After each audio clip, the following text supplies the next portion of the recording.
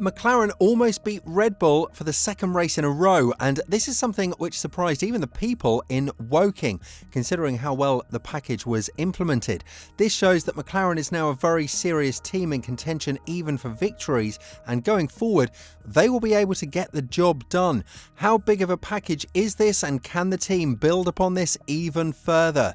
Lando Norris' win in Miami and near victory at Imola have clearly demonstrated the effectiveness of McLaren's recent Formula One upgrade package. Additionally, the team has enjoyed what team principal Andrea Stella describes as an extra premium in performance. The upgraded MCL38 has performed on track in line with expectations set by various simulation technologies used for its evaluation. This data predicted certain lap times, but according to Stella, the upgrade has delivered even more speed than anticipated in both Miami and Italy.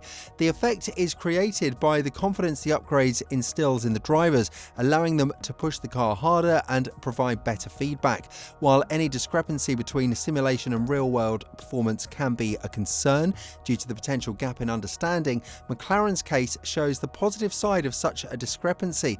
The on-track data has matched the simulations used for designing and developing the parts, confirming their expected performance and characteristics. However, the additional benefit comes from the drivers feeling more confident, enabling Norris and Oscar Piastri to tackle certain corners more aggressively and drive the car closer to its limit.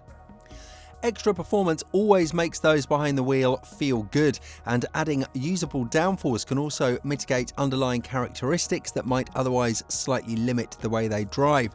Piastri, who benefited from the full upgrade package for the first time at Imola, described the car as nicer to drive and suggested McLaren is making progress with its long-term objective of developing a more rounded performer rather than one that thrives in the high-speed corners but can then struggle in slower, long-duration turns in particular. It doesn't feel that much different, just faster, said Piastri when asked by the race about the difference he detects in the upgrade car. It's definitely making the car a bit nicer to drive, but whenever the car is quicker, it's also a bit nicer to drive. Our strengths and weaknesses seem to be a little bit different now. Our high speed is not as strong as it once was, but our low speed is a lot stronger than it has been. I think we can understand the majority of why that is. We can be pretty confident wherever we go now. That last point is particularly encouraging for McLaren. Not only is the car's potential maximised on tracks that suit the MCL38, but its baseline performance at less favourable circuits should also improve significantly. And while it will take some time for the McLaren to become a true all-rounder, with Stella noting earlier this season that this objective will take at least a year to achieve, the latest package represents an important step toward that goal. It also confirms that McLaren seems to understand the direction it needs to take to reach that aim. To get the best out of the package, McLaren must ensure the driver has confidence that the car's behaviour will remain consistent even when pushed harder. If a development package results in a 5% increase in peaky downforce that isn't consistent, the driver would lose confidence and avoid pushing the car to its limits. The gap they maintain from the limit would likely be greater than the performance gain from the package. In such a scenario, all the effort and expense could result in no reward or even a less competitive car. Many teams seem to be stuck in this situation. McLaren has faced its own challenges in this area, but has managed to develop the car into one that instills confidence in the driver. This allows the drivers to leverage their talent to extract more performance and additionally make fewer mistakes. It's a good place to be because once you've recognised the critical areas in the overall aerodynamic flow structure, it means you can focus on improving those areas even more without increasing the risk level of heading off in the wrong direction, and it will also mean the car will be better in turbulence and or windy open circuits, so basically a better all-round package. Give the driver a confidence-inspiring car and they will bring you more lap time than any simulation prediction. McLaren's recent form is amazing as it's a significant improvement from the start of last year and the entire 2022 season.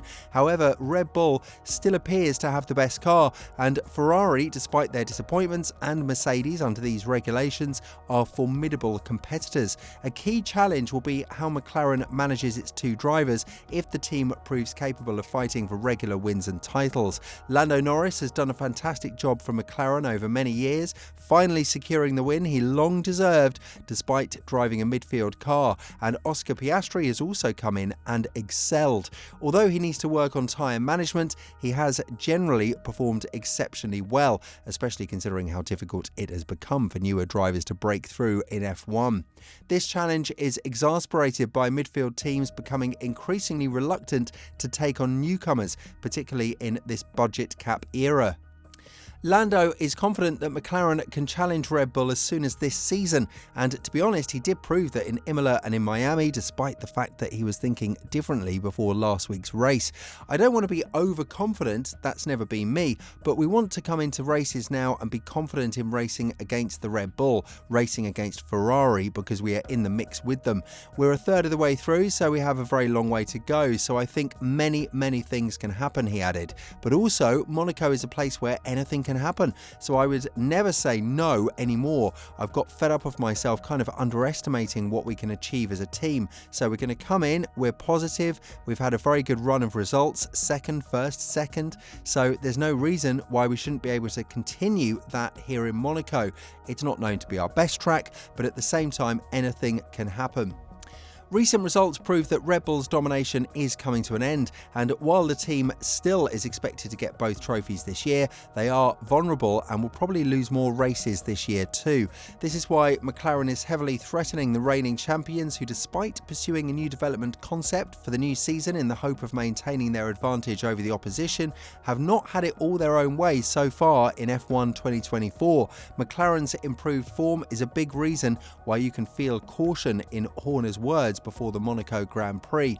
Stella explained that while the performances in Miami and Imola confirm McLaren's versatility across different circuits, Monaco remains unique due to its specific track characteristics.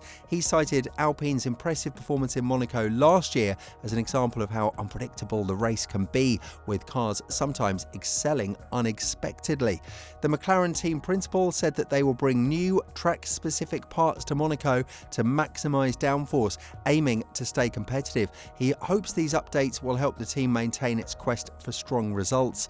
Verstappen also anticipates a challenging race in Monaco for Red Bull, and Stella admitted that while McLaren has improved its low-speed performance, it remains uncertain whether this will allow them to compete with the world champions car at this particular track. Monaco is an outliner, yes, but even there, McLaren can challenge both Red Bull and Ferrari, but Canada after that is a very different story. So we are looking forward to seeing how these next two races will shape up and whether or not Red Bull will have a strong challenge this year. What do you think? Can McLaren beat Red Bull once again this year? Let us know down in the comments below. We'll see you very soon in the next video.